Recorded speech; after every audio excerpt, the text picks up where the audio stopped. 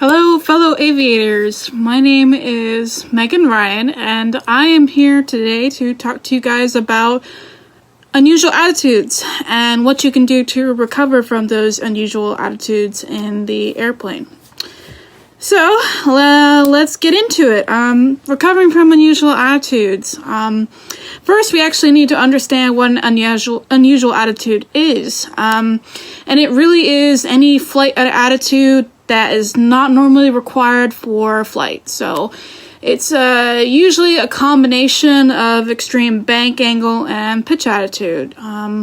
Steep turns. We practice steep turns in instrument training and in private pilot training and commercial training, I think. They're an example of an unusual attitude, technically. Even though we are practicing those, they are technically an unusual attitude. That's just a good example of them. So what can cause an unusual attitude? Well, it's actually a combination of a lot of different things usually, but most of the time the key components to what causes unusual attitudes are distractions, turbulence, vertigo, lack of proficiency, and a gyro failure. I was training in the flight simulator, and I did not realize the importance of sticky notes, actually. I was in the flight simulator training, and my instructor gave me a couple of instrument failures. One was a vacuum pump failure, so when that happened, I was still continuing to use the attitude indicator in my scan.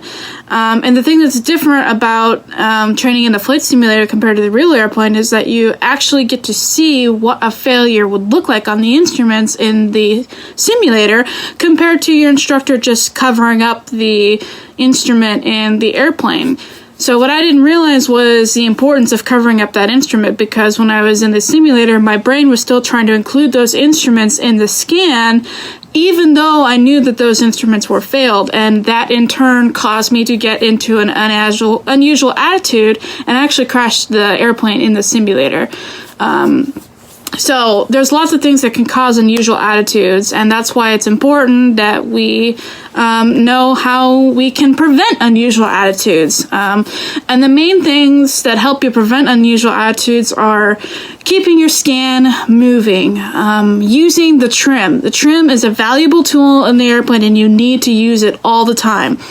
And lastly, probably one of the more important things is always to stay organized. Keep your flight bag organized. Keep your flight bag within reach. That way, you're not having to reach behind you or trying to do anything like that, because that would get your attention away from the instruments and get your scan away, and then you could get yourself into an unusual attitude. Happened to me when I was doing a solo flight. When I was in my private training, it's really easy. You just got to know how to recover. And I think a lot of people underestimate how easy it can be to actually get into a unusual attitude. So what do you do if that happens?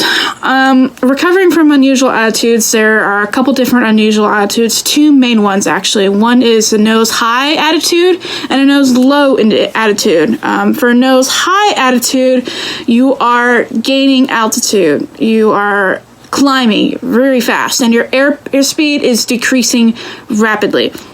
So what do you do in that situation? Well, first off, you want to add that power. Get full power in. Add full power and push the nose down. And level the wings if you have to level the wings. There. That is your recovery for a nose high attitude. Now, if you're going to recover from a nose low attitude, the procedure is a little bit different. In fact, if I was recovering from an unusual attitude, I'd prefer the nose high attitude compared to the nose low attitude, because the nose low attitude is much more dangerous. Yes, a nose high attitude can put you into a spin and a stall, but a nose low attitude, you are hurtling towards the ground really fast. And obviously, if you're in the clouds, that's a very bad position to be in, because you might have a mountain or a cell tower right underneath you. And if you don't recover quick, you could crash into it. So for nose low attitude, you are losing altitude, you're in a diving turn usually, and your airspeed is increasing rapidly. What do you do? Well, the first thing is you want to reduce the power, pull back the power immediately, and then instead of pushing back on the yoke and pulling up on the nose, you actually want to level the wings first. Level the wings, and then push back on the yoke. The reason is because you don't want to put a bunch of stress on the wings. And the last thing I want to talk to you guys about is that an unusual attitude can happen to anyone, any pilot, and it can happen in any situation. So always be prepared, stay proficient, and train for it. That's why we have instructors and people there to help us for in case a situation ever happens and we need to use our skills and rely on them. So with that, I hope you all have a blessed day, and thank you so much.